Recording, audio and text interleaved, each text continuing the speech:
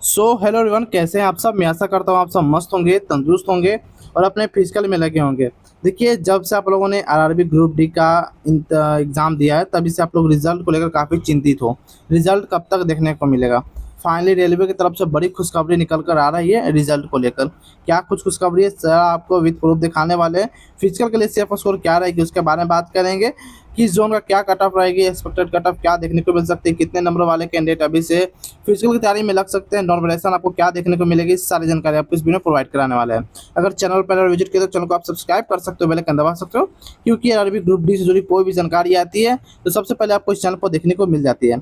सबसे पहले बात करते हैं ग्रुप डी के रिजल्ट के रिगार्डिंग, जो नई अपडेट आई है उसके रिगार्डिंग सबसे पहले बात करते हैं। यह जो आपको आर्टिकल मैं आपको पढ़ा रहा हूँ, यह आर्टिकल आज तक के रिपोर्ट के अनुसार है। आप जाकर इसे गूगल पर सर्च कर सकते हो। जैसे ही आप लिखेगा आरआरबी ग्रुप डी आज तक लेटेस्ट अपडेट, तो आपको सबसे पहले यही आर्टिकल आपको देखने को मिल जाएगी, तो आप वहाँ से पढ़ सकते हो। तो सबसे पहले पढ़ते हैं इसके हेडिंग। तो रेलवे ग्रुप डी परिणाम 20 से 30 जून के बीच आएगा। 32,400 पदों के लिए केवल 52,830 उम्मीदवार होंगे फिजिकल टेस्ट में शामिल। रेलवे भर्ती बोर्ड यानी कि आरआरबी ग्रुप डी परीक्षा के लाखों अभ्यर्थियों का इंतजार आखिरकार खत्म होने जा रहा है। सूत्रों के मुताबिक परिणाम का काम अंतिम चरण में है और इसे 20 से 24 जून के बीच जारी कर दिया जाएगा। इसे परीक्षा के लिए कुल 1,08,00,000 अभ्यर्थियों ने आवेदन किया था, जिसमें सब परीक्षा में केवल 45 लाख उम्मीदवार होके जो कि शामिल हुए थे। वही बात करेंगे उपस्थिति को लेकर, तो 41% अटेंडेंस आपको देखने को मिली थी। उपस्थिति कम रहने के कारण इस पर कट ऑफ में गिरावट आपको पूरी संभावना देखने को मिल सकती है। 32,400 पदों में 14,828 पद सीसीए यानी और एक सर्विसमैन के लिए रिजर्व हैं, जिसके बाद सामान्य श्रेणी के लिए मात्र 17,610 सीटें बच जाती है। वैसे कैंडिडेट के लिए जो फ्रेशर है, यानी कि न वह एक सर्विसमैन है, न वह पीडब्ल्यूडी है, या आप कह सकते हैं कि ना वह सीसी है, ना फ्रेश कैंडिडेट के लिए।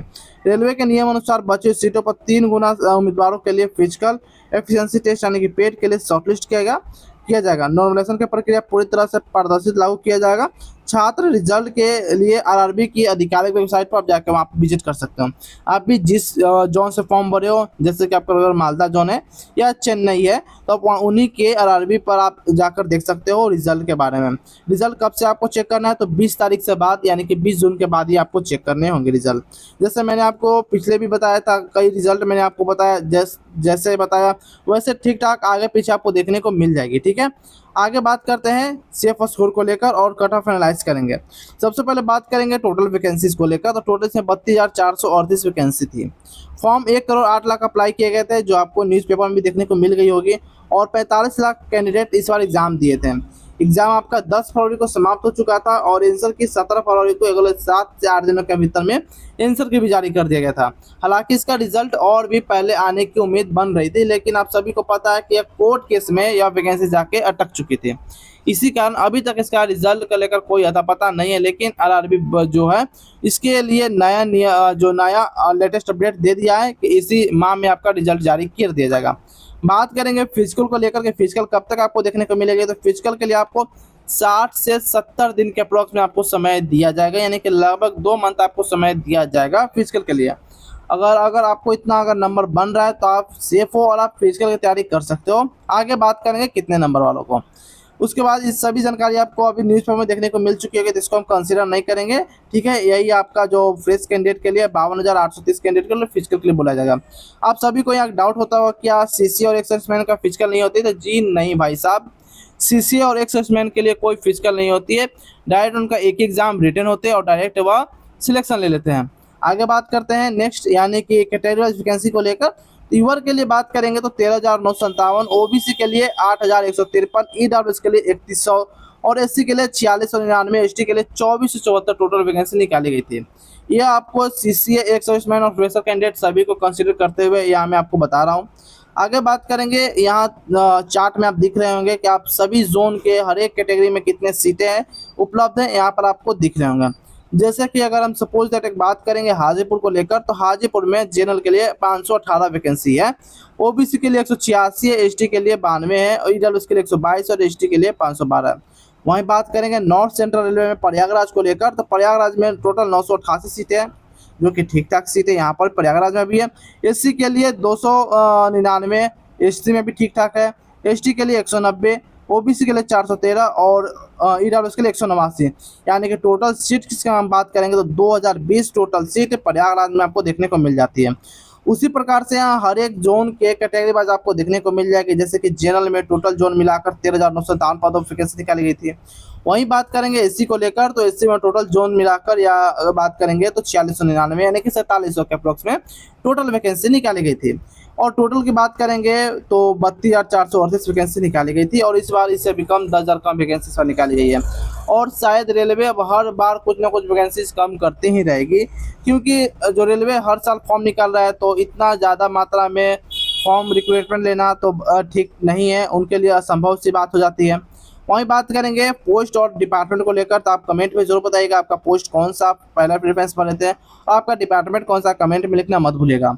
आगे बात करते हैं एग्जाम लेवल को लेकर तो एग्जाम आपका मॉडरेट टू हार्ड में आपका कंडक्ट कराया गया था।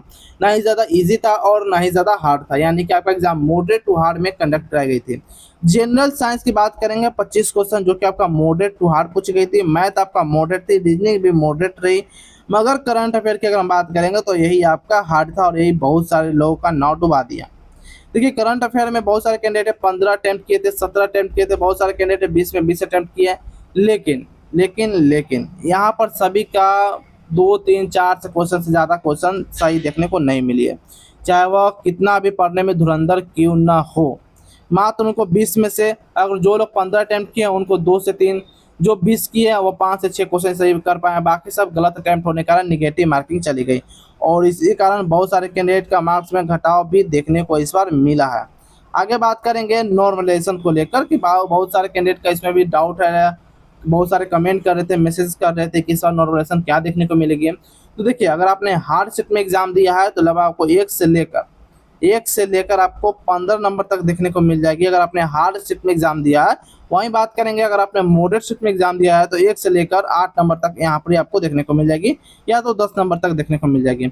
8 या 10 इसलिए बोला जा रहा है कि अलग अलग जोन की अलग अलग होती है क्राइटेरिया, जैसे कि किस जोन में कितना वैकेंसी है, कितना उपलब्ध वहाँ कैंडिडेट हुए हैं, क्या वहाँ का पर सीट कैंडिडेट का फाइट देखने को मिल रही है, इस हिसाब से नॉर्मलाइजेशन आपको की जाती है।